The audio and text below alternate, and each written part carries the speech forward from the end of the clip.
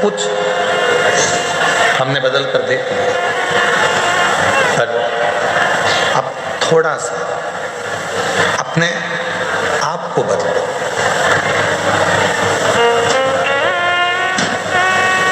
हम जब अपने आप को बदल लेते हैं तो अपने आप सब कुछ बदला बदला सा लगने लगता है और जिंदगी में कुछ ना कुछ अच्छा होना प्रारंभ हो जाता है। हम स्वयं को नहीं सुधार पा रहे।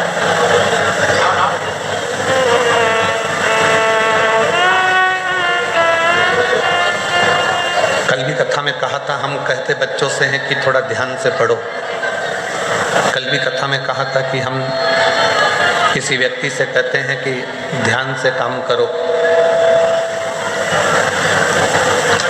ध्यान से गाड़ी चलाओ, ध्यान से पढ़ाई करो, ध्यान से काम करो। कल कथा में कहा था, पर हम अपने ऊपर ही, अपनी चित्त वृत्ति में, अपने मन पर ध्यान नहीं दे पाते।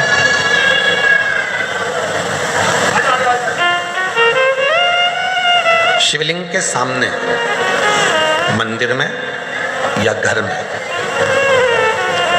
भगवान शंकर के मंदिर में भी अगर जा रहे हो, घर में भी अगर भगवान शंकर के शिवलिंग की पूजन कर रहे हो या शिवलिंग का पार्थिव शिवलिंग बनाकर निर्माण कर रहे हो, तो तुम्हारी पूजा की थाली में कोई चीज कम है, चल जाए। तुम्हारे पूजन की थाली में अगर कोई चीज कमी है, चलेगी। पर शिवलिंग की पूजन करते समय चाहे मंदिर में पूजन करो, चाहे अपने घर में पूजन करो, चाहे पार्थिव शिवलिंग का पूजन करो, पूजन की सामग्री कम होगी, चलेगी, पर मन रत्ती भर भी कम नहीं होना चाहिए। दिल परमात्मा में पूरा लगा होना चाहिए।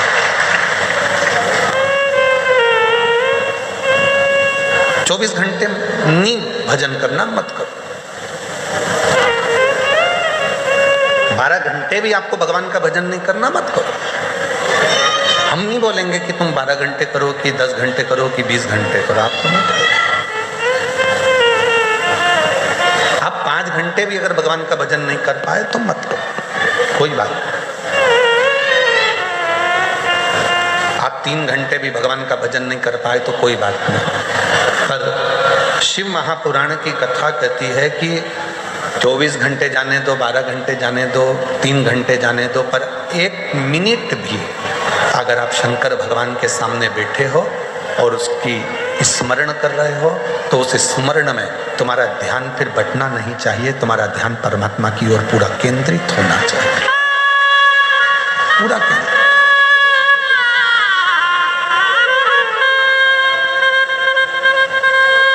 हम अपनी निगाहों को भी बांट देते हैं, हम अपनी श्रवण की शक्ति को बांट देते हैं, हम अपनी को भी बांट देते हैं, हम अपनी श्रवण शक्ति को बांट देते हैं, हम अपनी दृष्टि को बांट देते हैं, हम अपने विचारों को भी, जो परमात्मा की ओर अग्रण्य होना चाहिए, उस मन को भी हम बांट देते हैं।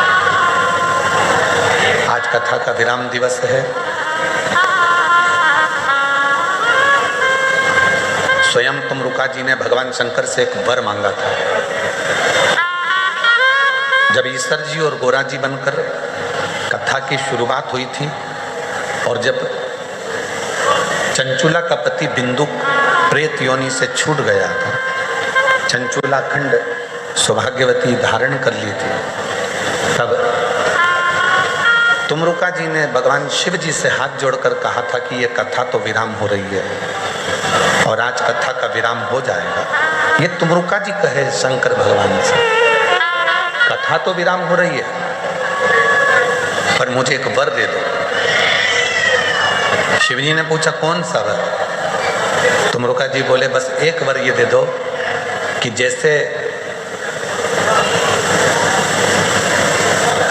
कोई जाता जाता घर के बच्चों को कुछ देकर जाता है, उसी तरह जिस दिन ये शिव पुराण का विराम हो, उस दिन आप भी जितने शिव भक्त इस कथा को सुन रहे हों, उन सब की झोलियां भर कर चले जाए।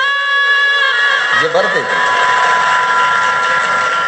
इसीलिए शिव महापुराण की जो छठे दिन की रात्रि होती है या 5 दिन की कथा होती है, तो चौथे दिन की रात्रि होती है, उसको शिवरात्रि कहते हैं। और जिस दिन कथा का विराम होता है उस दिन लाखों की संख्या में शिव भक्त केवल बाबा के चरणों में बैठकर कथा इसलिए सुनते हैं कि मेरा बाप, मेरा पिता, मेरा बाबुल, मेरा बाबा आज जाएगा तो कुछ ना कुछ अपनी बेटी को, अपने बेटे को गोदी में देकर जाएगा।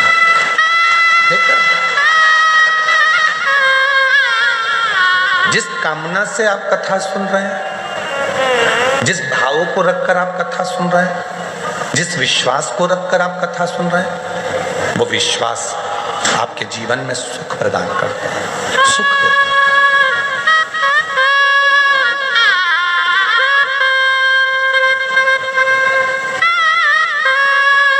भरोसा प्रदान करता है।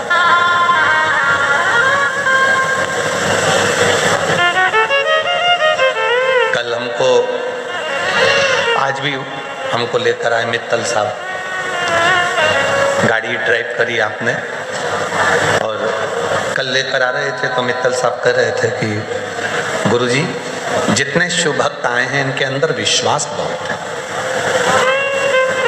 तो हमने मित्तल साहब से कहा कि मित्तल साहब, विश्वास होता है तभी भीतर का विष समाप्त होता है और विश्वनाथ प्राप्त होता है।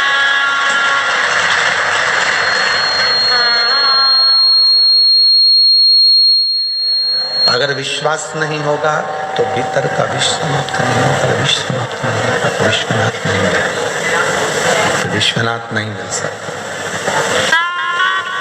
विश्वास ही भीतर के विष को समाप्त करता है, भीतर के ताप को समाप्त करता है, भीतर के क्लेश को समाप्त करता है।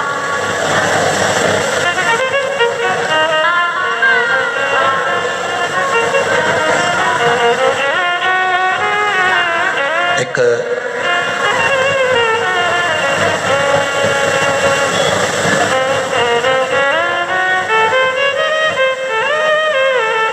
राजस्थान जयपुर की एक बेटी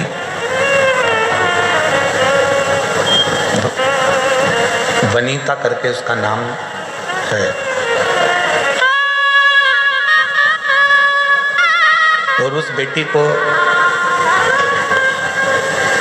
जब वो एक कथा वहाँ हुई थी, तो माहेश्वरी कथा कराए थे, एक कथा वहाँ कराई थी माहेश्वरी जी ने,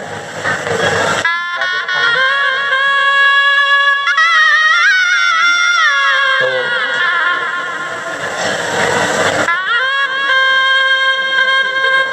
रतनगढ़ में कथा थी। तो एक वनीता नाम की एक बच्ची जो कि स्कूल में टीचर है, सरकारी स्कूल में, वो आई।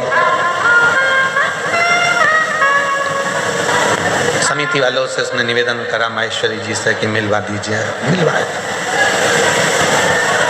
बहुत रो रही थी। हमने पूछा बेटा क्या हुआ, तो कहा गुरुजी एक बड़ी बीमारी हो गई है, कैंसर जैसी बीमारी से कौन बच सका।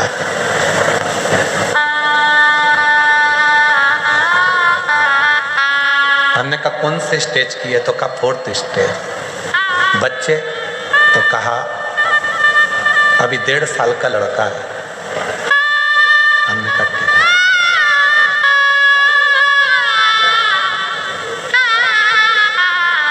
क्या चाहती हो, ये बीमारी समाप्त हो जाए। हमने कहा ये तो हम कर ही नहीं सकते, डॉक्टर के पास जाओ, दवाइयाँ लो, इलाज कराओ। कीमो बोले कीमो कराओ, थेरेपी का बोले थेरेपी कराओ। आप कुछ नहीं करोगे। हमने कहा नहीं, हम डॉक्टर थोड़ी ना जो हम कुछ करेंगे। तो फिर कोई उपाय बता दो। हमने कहा एक उपाय है, आज कथा के पंडाल में तुम ये छोड़कर चली जाना कि तुम्हें कैंसर की बीमारी है,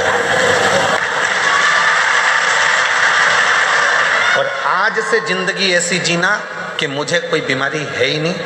खुश होकर माइंड में से निकाल दे कि कोई बीमारी है। बच्चे के साथ खुश रहे, पति के साथ खुश रहे, परिवार में खुश रहे, स्कूल में ज़्यादा समय निकालो, अपना पूरी एजुकेशन पढ़ाई जो करते हो कराओ, खूब एंजॉय का जीवन जियो, खूब एंजॉय।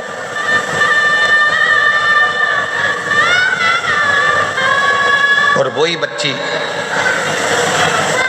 फिर हमारे एक जजमान के यहाँ कथा थी, तो वहाँ पर हम जब गए, वो कहाँ कथा थी, जयपुर में, तो अग्रवाल जी के हमारा ठहरना हुआ था। फिर वहाँ वो मिलने, हमने पूछा क्या हुआ, 4th स्टेज का कैंसर था। कहा गुरुजी सारी रिपोर्ट नील आ गई। मैं ठीक है।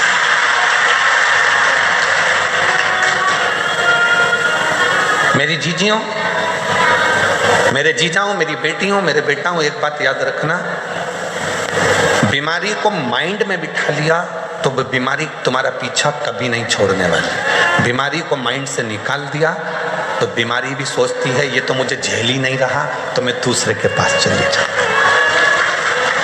झेल ही नहीं रहा।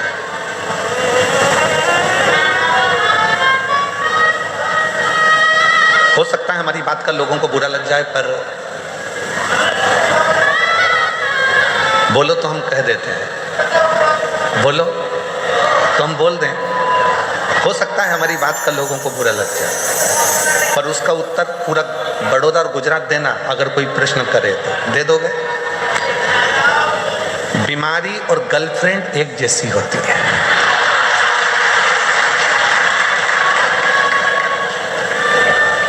आपने दिमाग में से निकाल दिया, ये दूसरे के पास चली जाती है। बोलो सही है कि गलत है? दिमाग में से निकाला, चली।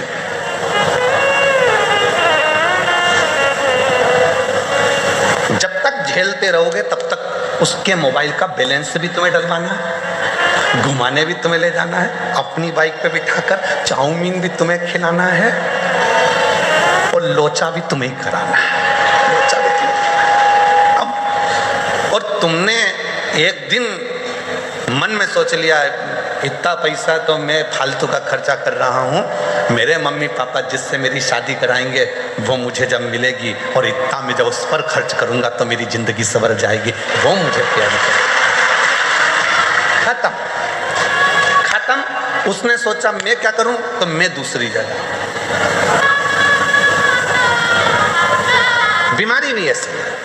तुमने सोच लिया मेरे घुटने को डॉक्टर ने बोला है बदलाना पड़ेगा, बदलाना पड़ेगा, बदलाना पड़ेगा, मेरे घुटने का ऑपरेशन होगा होगा होगा। तुमने माइंड में बिठा कर रख लिया। बड़ा बेटा आया, उससे भी दिन भर में जो मिलता है उससे तुम घुटने की बात करते हो। जितने मिलते हैं उससे तुम केवल मेरे कमर बहुत दुख है, कमर बहुत दुख है, हमारी कमर बहुत दुख है, हमारी कमर बहुत दुख है। बस जो मिले वो कमर ही कमर तुम्हारी बुद्धि में चलती रहती है। बहू के पास बैठोगी तो भी वही बात है, बेटी के पास बैठोगी तो भी वही बात, मोबाइल पे बहन से बात करोगी वो भी वही बात। जो बीमारी ने तुमको घेरा है तुम उस बीमारी से बाहर ही नहीं निकल रहे हो, क्योंकि तुम्हारी माइंड उस बीमारी में फंस चुका है। जिस दिन तुमने सोच लिया कि आज मैंने बड़ौदा की कथा सुनी है, बीमारी को आज यहीं पटक कर जा रही है, और गारंटी है 3 महीने में मेरा रिजल्ट अच्छा है। उसका प्रमाण ये लाखों भक्त, एक पत्र आज भी आया है, उसमें भी यही बात लिखी। देखो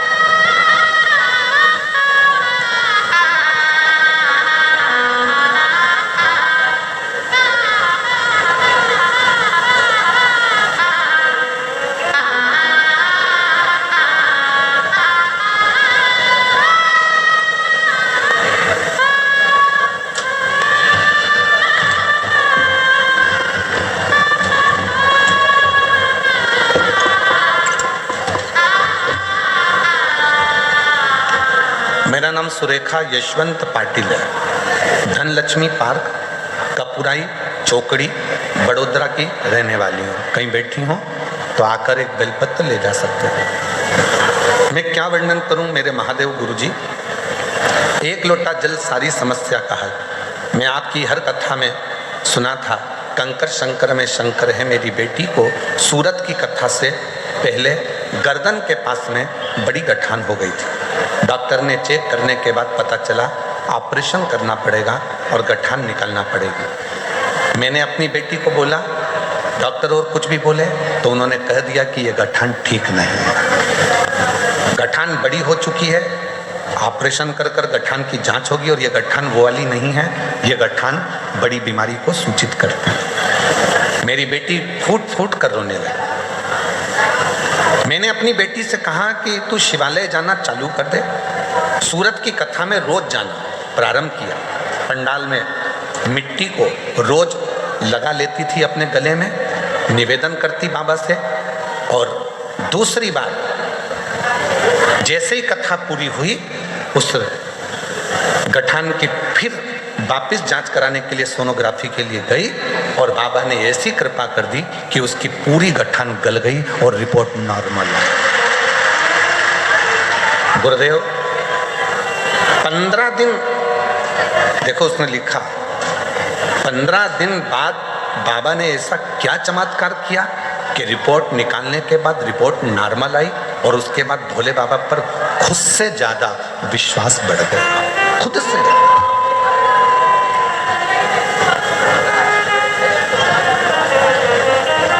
एक विश्वास, एक पत्र और है।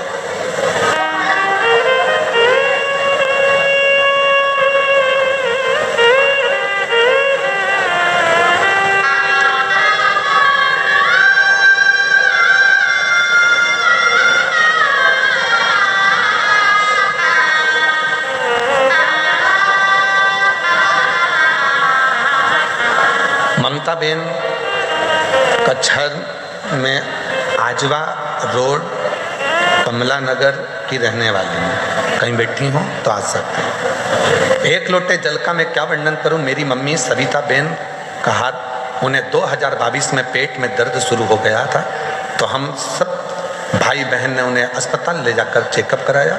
उन्हें चेकअप के बाद पता चला कि उनके पेट का कैंसर है, पेट का कैंसर है। और हम ये सुनकर डर गए। हमने कई अस्पताल में चेकअप करवाया और अच्छे से अच्छे अस्पताल में ऑपरेशन का डॉक्टर ने बोला। अब ऐसी अवस्था में क्या करें। किसी ने कहा कि शिव जी पे चढ़ा हुआ जल पीना प्रारंभ करो, एक बेलपत्र खाना प्रारंभ करो। रुद्राक्ष मंगवाया सीहोर का और रुद्राक्ष का जल शिव को चढ़ाकर पीना प्रारंभ करा। 6 महीने बाद जब जांच कराई तो सारी गठानें गल चुकी थी और कैंसर नील बता दिया। कहीं बैठी हो तो आ सकते। क्यों? उसका कारण क्या है? हमने फिर, हो सकता है आप लोगों को बुरा लग जाए, पर सत्यता है जो हम बोले हैं उसको दिमाग में रखना। आप मत झेलो, मत झेलिए आप।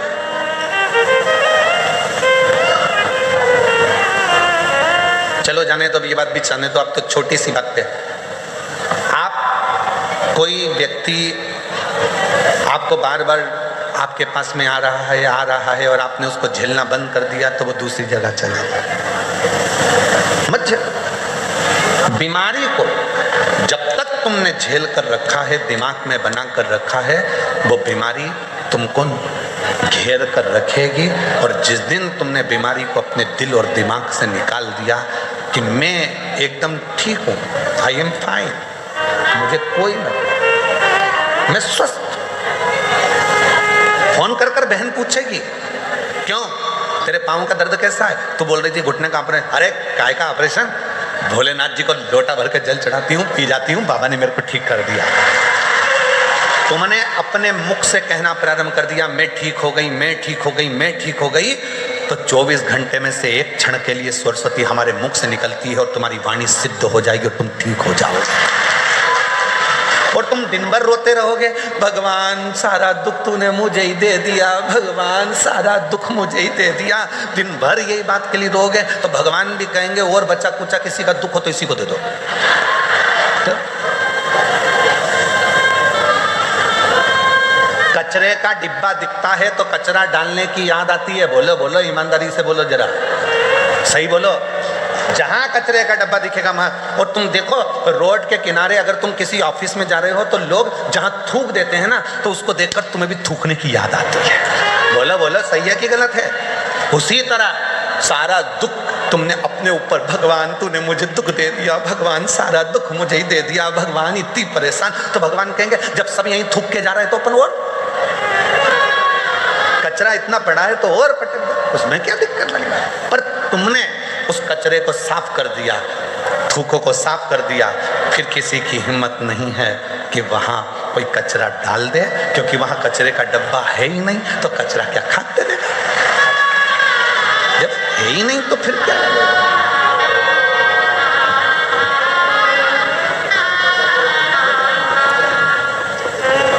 तेरी कृपा का क्या है भरोसा। इसी बेटी को गले में गठान हो गई थी और डॉक्टर ने ऑपरेशन का कह दिया था। गठान भी डॉक्टर बोले थे आड़ी टेढ़ी है, पर बेटी कह रही है कि मुझे विश्वास नहीं था क्या एक लोटे जल से, एक बेलपत्र से और सीहोर के रुद्राक्ष के पानी से क्या मैं ठीक हो सकती हूँ। पर आज बिना दवाई गोली कुछ भी नहीं लेती और पूरी ठीक हो गई। एक बार जोरदार था।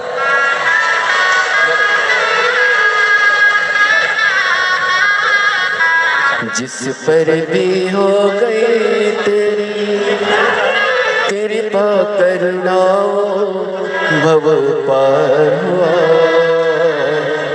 भव पार हुआ। ये बेटा कह रहा है कि मेरे पापा आप पर भरोसा नहीं करते थे, किसी मंदिर में नहीं जाते थे, गाड़ी के ड्राइवर हैं, ड्राइव करते हैं। क्योंकि बेटी को इतनी तकलीफ हो गई थी तो पिता का विश्वास भी खत्म हो गया।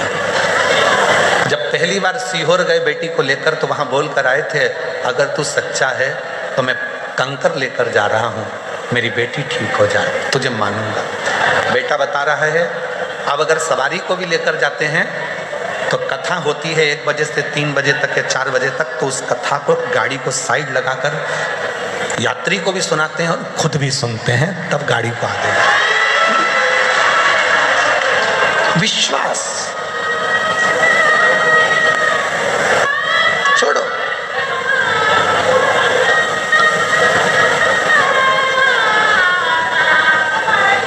आप अपने दिल से, अपने दिमाग से ये निकाल दो कि मैं बीमार हूं।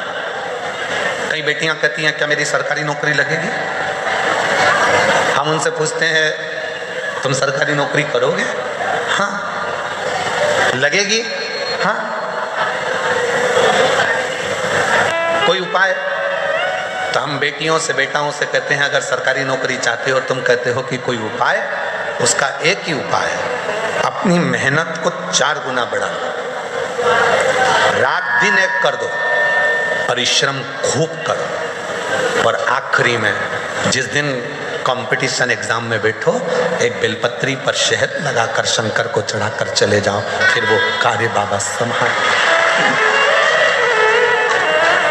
मेहनत करो, परिश्रम करो।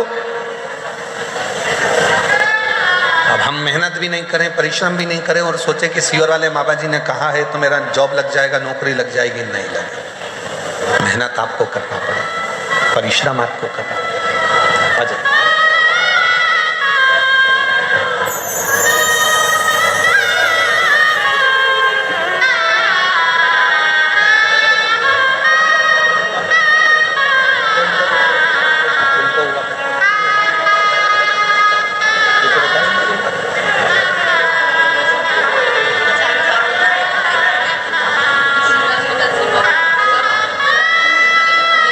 यही माँ है जिनको डॉक्टर ने कैंसर बता दिया था और चारों बेटियां माँ को लेकर सीहोर पहुंच गई। कंकर शंकर पूजन करके रुद्राक्ष लेकर आ गई। जांच भी कराती रही, दवाई भी कराती रही, जो जो डॉक्टर बोला सब कराया, और आखिरी में हिम्मत करी तो पूरी रिपोर्ट नील आ गई और सारी गठाने गल गई। रोते नहीं आप, आंसू पोछो, पहले आंसू पोछो, अच्छे खुश होकर जाओ। इतनी अच्छी आपकी बेटियां हैं, आपको संभाल ली, और क्या चाहिए। बस शिव जो जैसी भावना लाया वो वैसा ही फल पाया, नहीं खाली उसे लौटाया वो मन हर्षाया, कर दिया माँ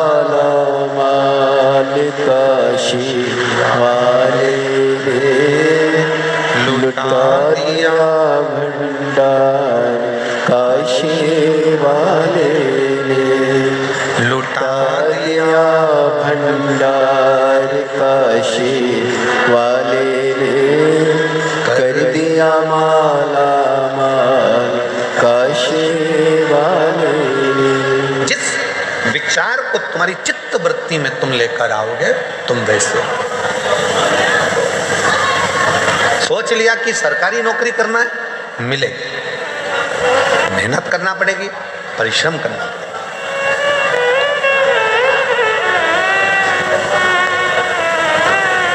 कैसे नहीं मिलेगी? सूरत की कथा में एक बात कही थी कि दुनिया में कोई ऐसा सिंहासन नहीं है और कोई ऐसी कुर्सी नहीं है जिस पे तुम नहीं बैठ सकते। अगर अंदर विश्वास है, भरोसा है, मेहनत है, परिश्रम है, तो तुम बैठो। कई लोग कहते हैं गुरुजी हमको आशीर्वाद दो, अगली बार हम कथा करा, हम जजमान बनकर खुद कथा करा। हम उनको आशीर्वाद की जगह ये कहते हैं कि विश्वास पक्का रखना, मेहनत 4 गुनी करना, तो अगली कथा तुम कराओगे।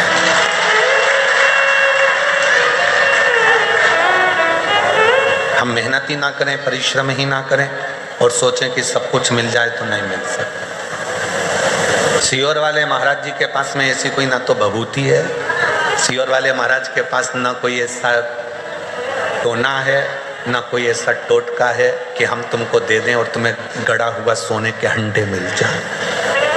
अगर ऐसे सोने के हंडे मिलते होते तो हम भी तुम्हारे गांव में नहीं आते।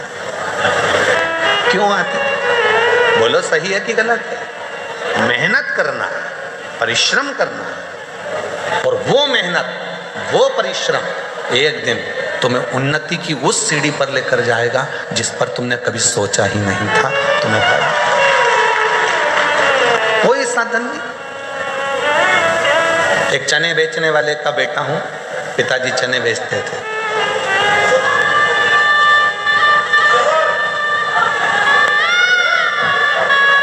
जब हमारे पिताजी चने का ठेला लगाते थे, उनकी आंख में मोतियाबिंद हो गया था। ऑपरेशन के लिए ग्वालियर लेकर गए, पैसा नहीं था। चने के ठेले को हम धकाते, बेचते, जो इकट्ठा होता वो रखते और पिताजी का ऑपरेशन कराते। माँ के पाँव में जो चांदी की पाँव की पायल थी वो भी बेच दी गई। माँ के पास में अगर कोई थोड़ी बहुत रकम थी वो भी निकाल कर बेच दी गई और पिताजी का आँख का ऑपरेशन करा। उस समय की बात है। हिम्मत नहीं आ रही। दोस्तों की किताब लेकर पढ़ाई करी, उनके कपड़े पहनकर स्कूल और कॉलेज चले गए। दूसरे का शादी का मंडप लगा था, उसी मंडप में अपनी बहन की शादी करी, क्योंकि मंडप का पैसा भी नहीं। हिम्मत नहीं हारी। और आज हिम्मत नहीं हारी, इसीलिए आप लोगों से कहते हैं किसी ने साथ नहीं दिया। जो इतना डोंडी पीटते हैं, परिवार इतना बड़ा है, कुटुंब इतना बड़ा है, रिश्ते इतने सारे हैं, कोई साथ नहीं देता। व्यर्थ की बात है। अकेले पैदा हुए हो, अकेले परिश्रम करना है और अकेले ही सिंहासन पर बैठो, कोई दूसरा नहीं आ रहा। तुम किसको अपना दुखड़ा सुनाते हो? थोड़ा सा घर में तकलीफ हुई तो बहन को फोन कर दिया, भांजी को फोन कर दिया, बेटी को फोन कर दिया, उसको फोन कर दिया। नहीं नहीं, तुम्हारा दुखड़ा कोई नहीं मिटा सकता।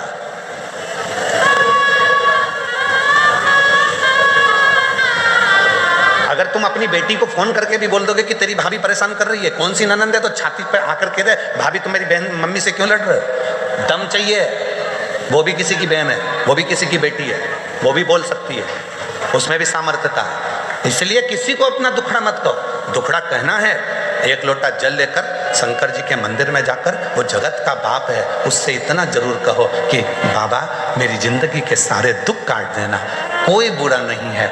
हो सकता है मेरी किस्मत में पूर्व में कोई कर्म भोगने का रह गया था, वो आज भोग रही हूँ, पर बाबा तू तो कर्म के लेख को भी मिटा सकता है, तो मेरे लेख को भी मिटा देना और मुझे अच्छा कर दे। उसको कहो ना, किसको कह रहे? भाई आया तो उसको कह दिया, बहन आई तो उसको कह दिया, रिश्तेदार आए तो उनको कह दिया। क्या कर लेंगे रिश्तेदार? शादी में सब खा पी के चले जाते हैं, 500 रुपए की एक प्लेट निपटा के, दूसरी बार कोई नहीं आता। तुम्हारे घर में क्या हो रहा है उनको कोई मतलब नहीं।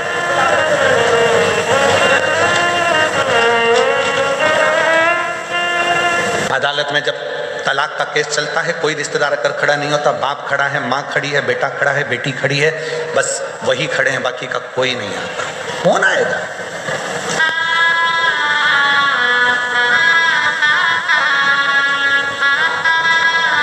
तुम्हारे यहाँ बड़ौदा में बारात निकलती है क्या? दूल्हा घोड़े पे बैठ के, घोड़ी पे बैठ के निकलता है? जम के तो बोलो। नाचने वाले घोड़ी के पीछे नाचते हैं कि आगे? आगे, ठीक है। और मरने के बाद अर्थी निकलती कि नहीं निकलती? निकलती है।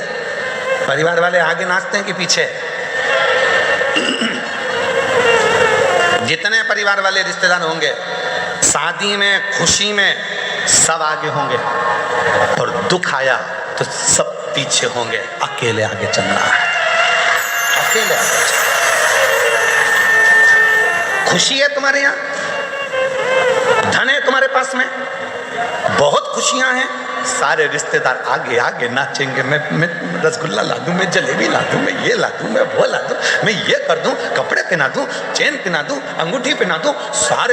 सारे रिश्तेदार आगे आगे आगे आगे आगे आगे। खुशी है तो, और दुख आया सब पीछे। बात करते करते जा रहे, कितना अच्छा था, निपट गया।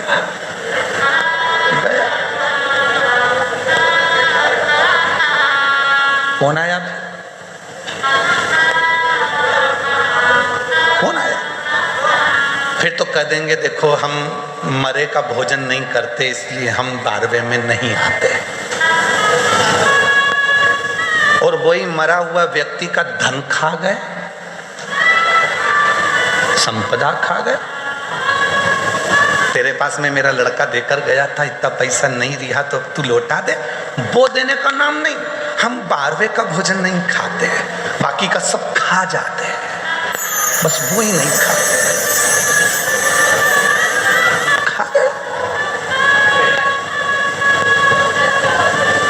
लोग कहते हैं सीवर वाला बाबा बहुत आड़ा टेढ़ा कथा बाजता है, तो उसमें दिक्कत क्या? मत सुनो, उसमें क्या प्रॉब्लम? सत्य थोड़ा कड़वा होता है, सत्य कड़वा होगा। और सुनो,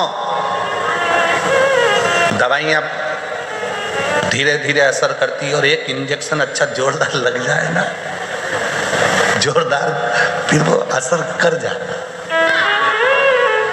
सब अपने हैं, मेरा परिवार इतना बड़ा, मेरे रिश्ते इतने बड़े, मेरे नाते इतने बड़े, मेरे कुटुंब इतने बड़े, मेरे, पर याद रखना अकेले ही चलना है, कोई दूसरा। और केवल तुम्हारे साथ नहीं हुआ है, शिव जी के साथ में भी ये हुआ। अमृत निकला मंथन से, पीते समय 33 कोटि देवता को शंकर जी याद नहीं आए। एक भी देवता ने ये नहीं कहा कि शिव जी को अमृत देना, एक ने भी ये नहीं कहा कि शंकर जी दे गए अमृत पीने से, एक ने भी ये नहीं कहा कि अमृत भोलेनाथ जी के पास पहुंचा दो, एक ने भी ये नहीं कहा कि शिव जी के पास अमृत भेज दो।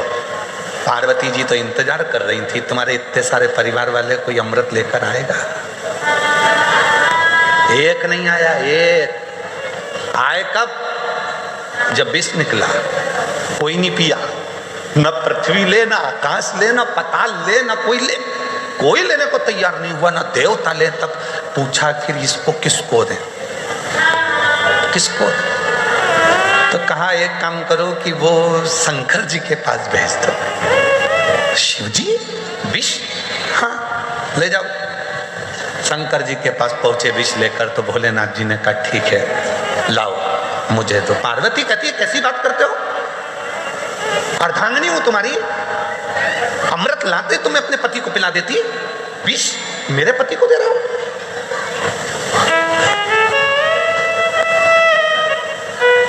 पार्वती जी सामने खड़ी हो गई, मेरा पति विष नहीं पिएगा। और सुनो स्वामी, विष मत पीना। शंकर भगवान ने अपनी पत्नी को अपने पास में बिठाया, समझाया, पार्वती तू मेरी अर्धांगिनी है।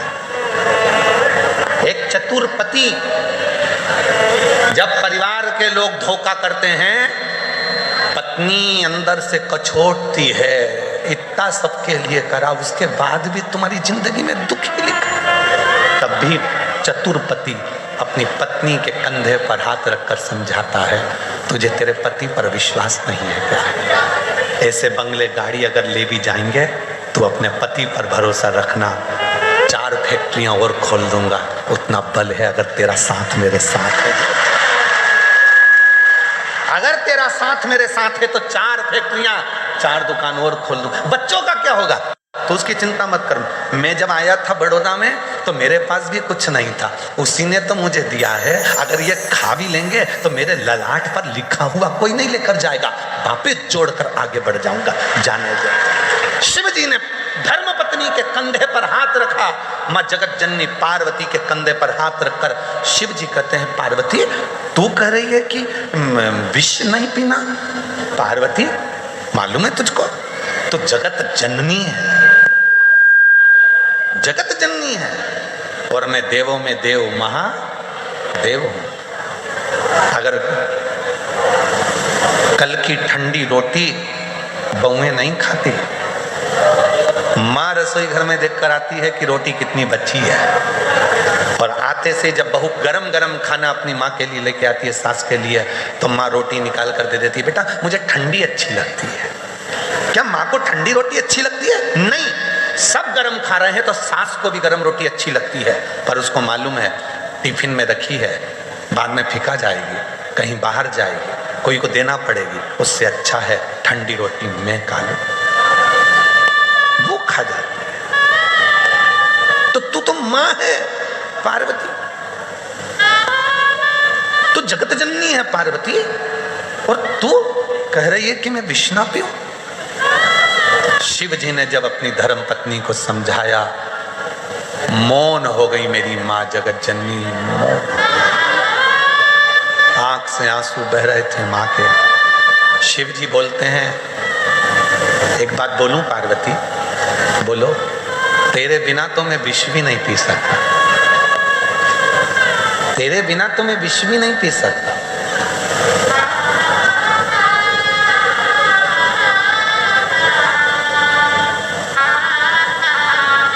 तलाक शब्द मुसलमानी शब्द है।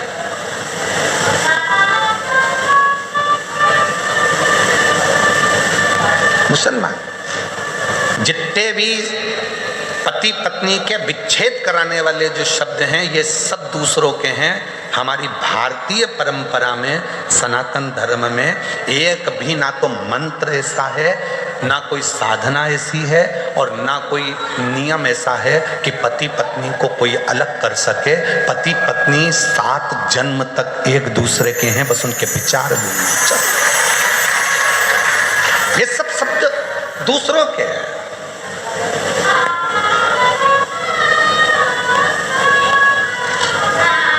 ये सारे शब्द दूसरों के।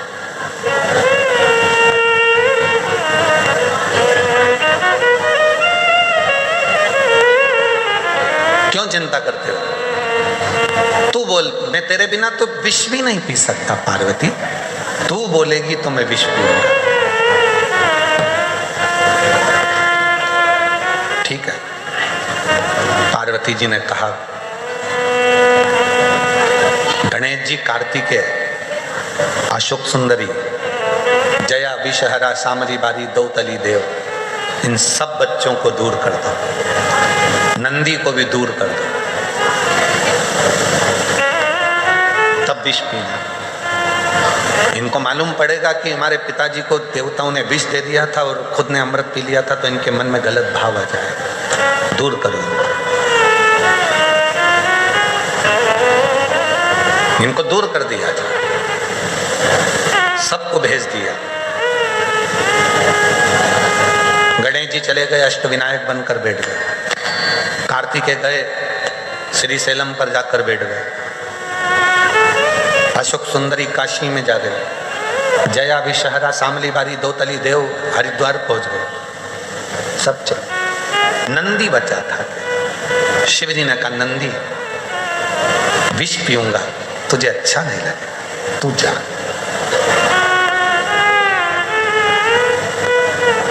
घर में कोई एक प्यार करने वाला होता है जिसको तुम्हारे धन से मतलब नहीं होता, तुम्हें देखकर जीता है, तुम्हारे चेहरे की खुशी देखकर जीता है। शिव जी के चेहरे की खुशी देखकर जीने वाला एक ही था, वो था देवती देव महादेव का नंदी। इसलिए आज भी मंदिर के बाहर उनका चेहरा देखता रहता है बैठकर। वो जीना से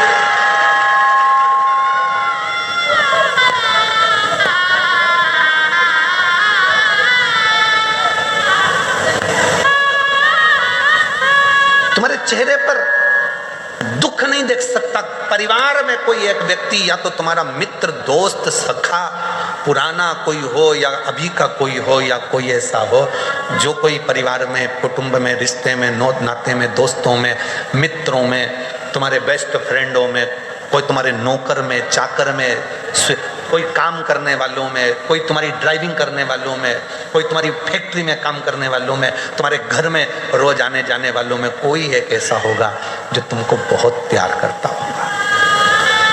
वो तुम्हें दुखी नहीं देख सकता।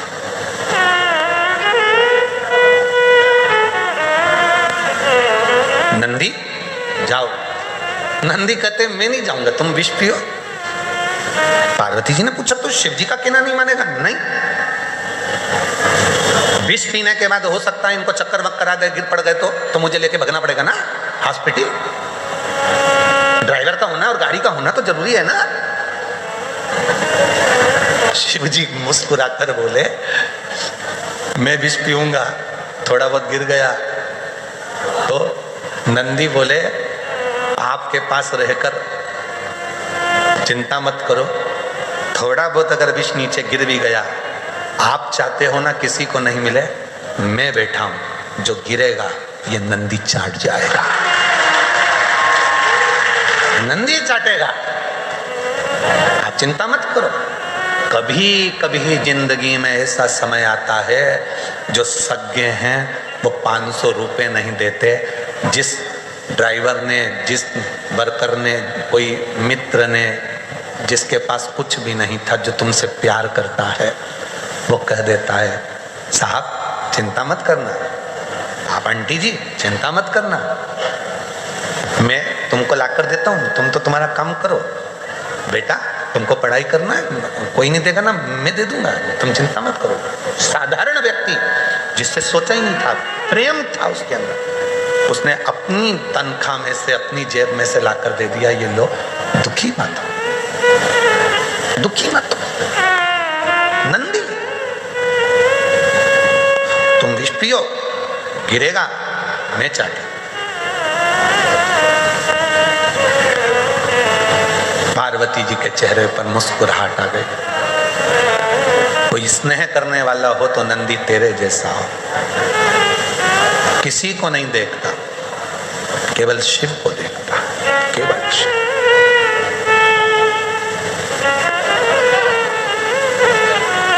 केवल शिव को, उसके सिवा किसी। शंकर की ओर उसका मुख होता है और शिवलिंग की ओर देखता रहता है।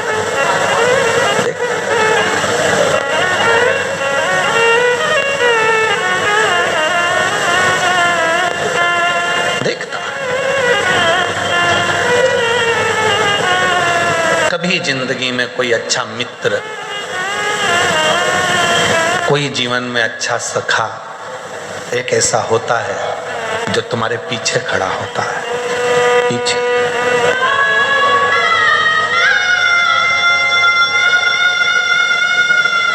कोई जिंदगी में कोई अपना एक ऐसा हो जाता है जो तुम्हारे पीछे खड़े होकर तुम्हें हिम्मत देता है, घबराना नहीं, मैं हूं।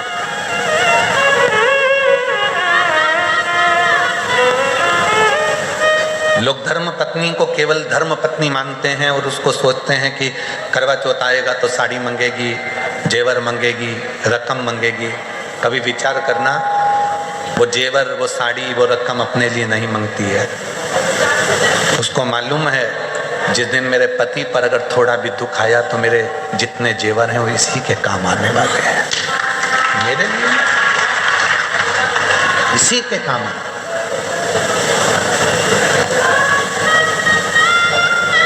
स्नेह कोई चाहने वाला अगर मिले, फिर निवेदन करूंगा, प्यार में धन नहीं होता, प्यार में पैसा नहीं होता, और प्यार चेहरा देखकर नहीं होता, प्यार तो दिल से एक दूसरे के भाव मिलना चाहिए, स्नेह मिलना चाहिए, वो प्रेम, वो वात्सल्यता।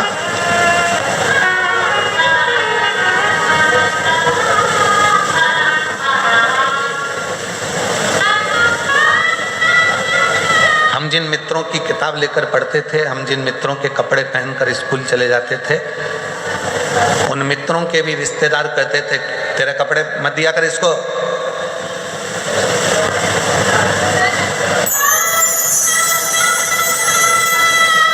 अपने कपड़े क्यों देना किसी को?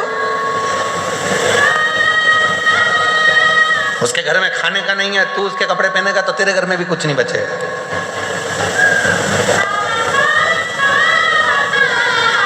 मत देना इसको कपड़े। अपनी किताब क्यों देता है?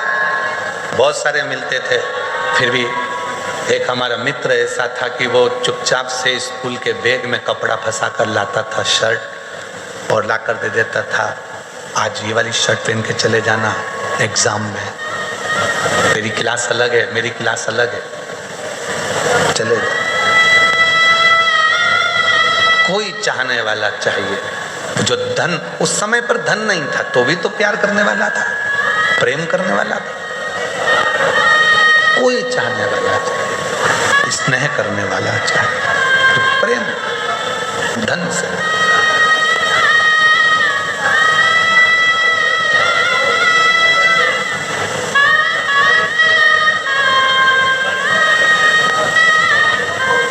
महाराज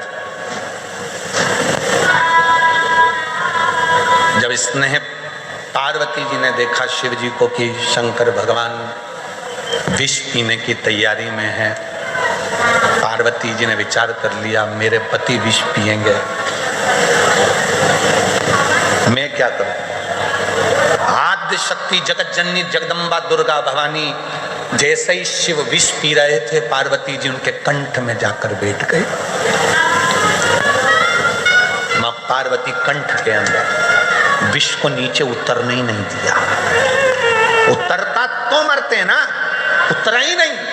पार्वती कंठ में बैठी है, वो विष उसी गले में घूम रहा है, नीचे नहीं जा रहा। अगर विष नीचे चले जाता तो शंकर पूरे नीले पड़ जाते, पर उनका केवल कंठ नीला पड़ा, इसलिए नीलकंठ महादेव हो।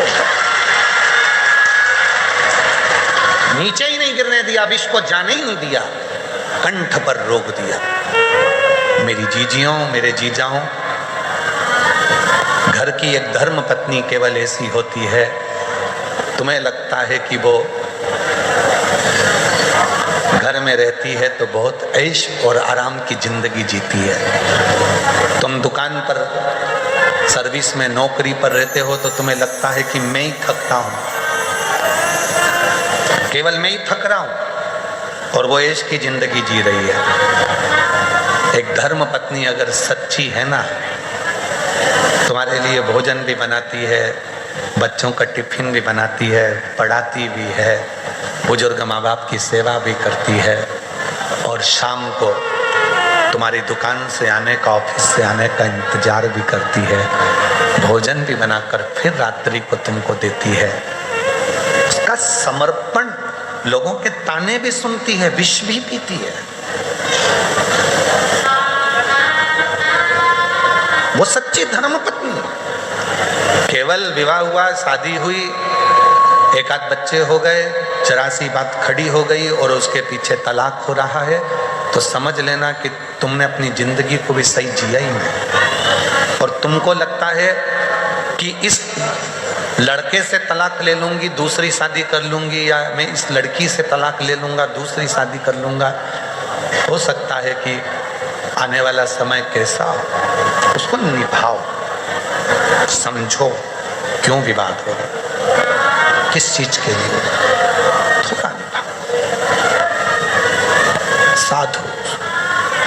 हाँ, कोई धन का ही मीत है, पैसे से ही प्रेम है तो फिर तलाक भी हो सकता है, पर धन का मीत नहीं है, केवल प्यार चाहता है, केवल प्रेम चाहता है, तो फिर पैसे को बीच में मत,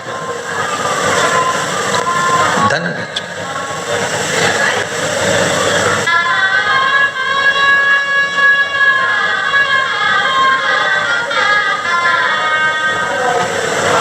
शिव से जब प्रीत बढ़ती है, प्यार बढ़ता है देवादिदेव महादेव से, तो मां जगत जननी कंठ में बैठ जाती, विष ही नीचे नहीं गिरा।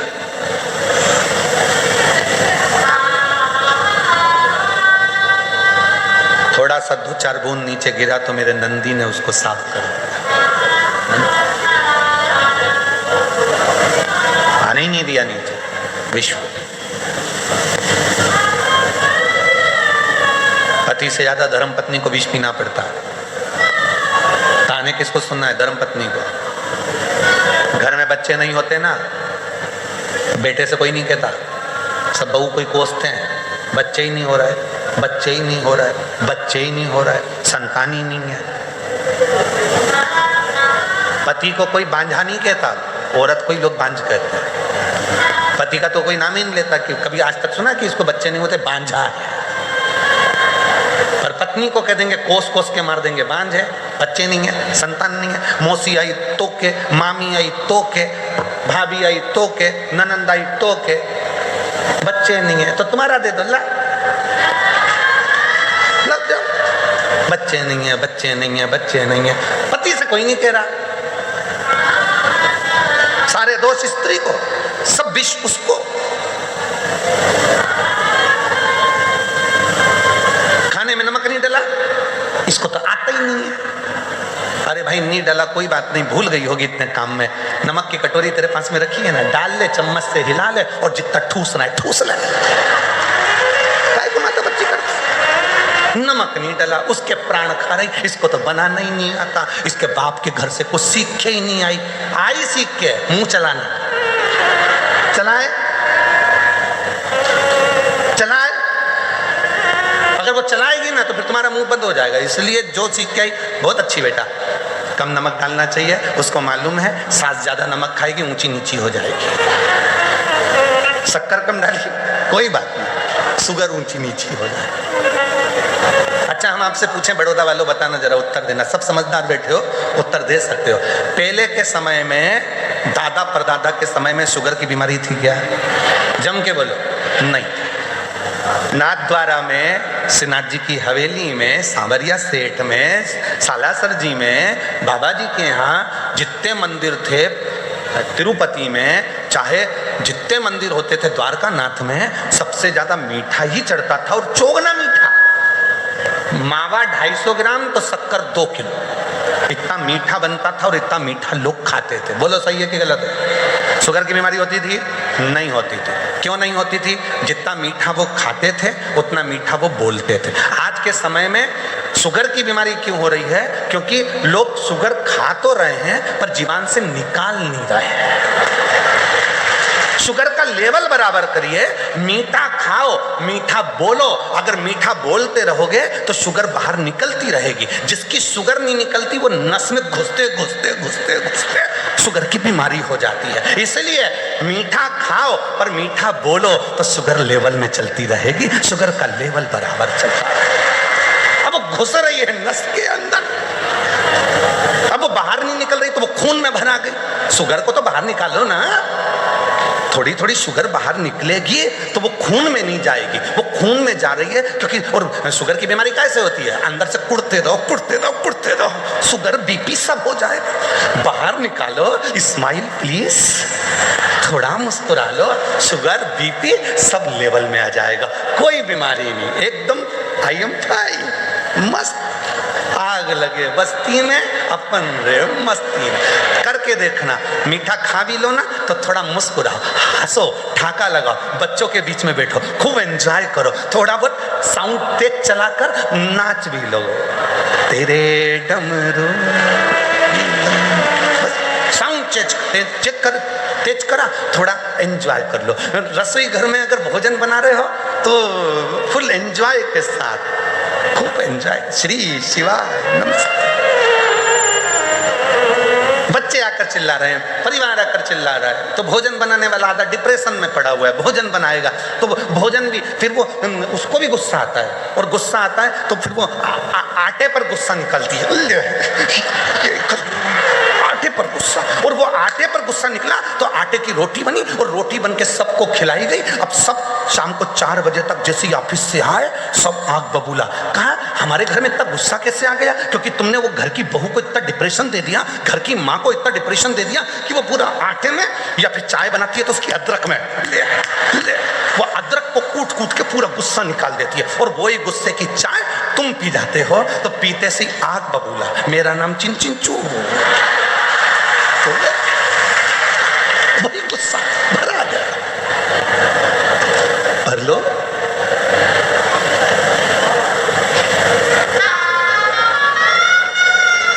उसको सुखी रखो। तुमने अगर मेरी जीजी को सुखी रखना चालू कर दिया तो जी जाओ, तुम्हारी तो बल्ले बल्ले हो जाएगी पक्का। तुम उसको सुखी रखो, खुश रखो, ठीक है जो है, तुम अच्छी रहेगी।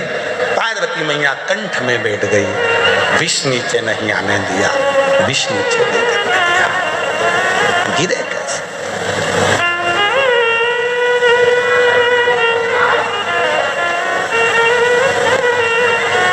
वो जगत जननी अम्बा जगदम्बा है, जगत धात्री। और देखो भावों की शुद्धता होती है।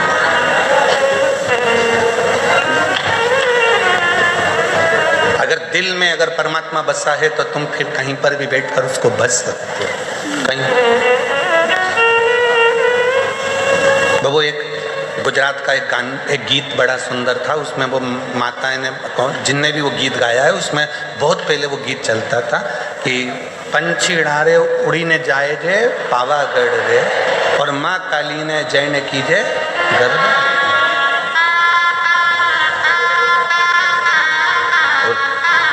मतलब पंछीड़ा कौन? ये मन उस जगत जननी के चरणों तक जा। माँ जगत जननी जगदम्बा अम्बा पार्वती जी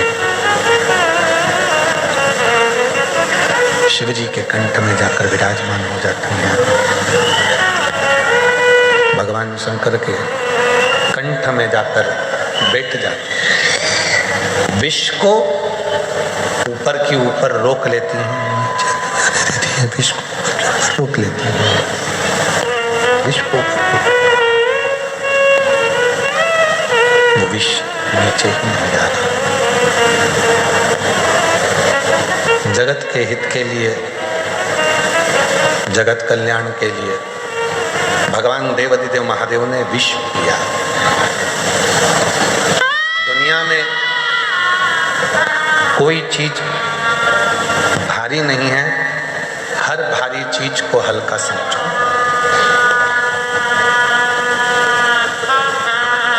छत्रपति वीर शिवाजी का प्रसंग एक आता है।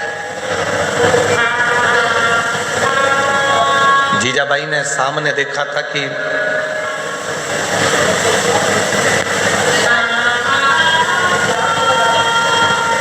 अपना ध्वज किले पर द्रोहियों ने, दुश्मनों ने लगा रखा था, और जीजाबाई ने छत्रपति वीर शिवाजी से कहा था कि ये ध्वज अच्छा नहीं लगा, इस ध्वज को निकालो।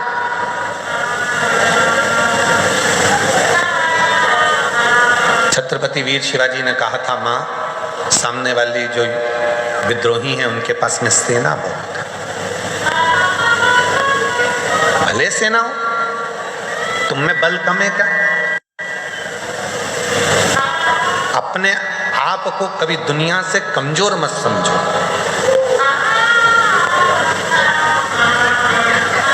अपने आप से दुनिया से कभी कमजोर ना समझ, स्वयं को इतना प्रबल समझो कि दुनिया के सारे दुख से, दुनिया की सारी तकलीफों से मैं लड़ सकता हूं।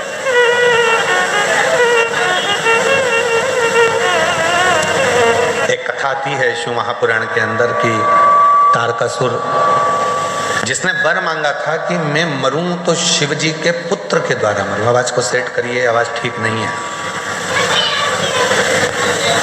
शिव जी के पुत्र के द्वारा मैं मरूं, भगवान शंकर के बेटे के द्वारा मरूं। और जब षडानंद कार्तिकेय जी का जन्म हो गया, षडानंद कार्तिकेय जी प्रकट हो गए,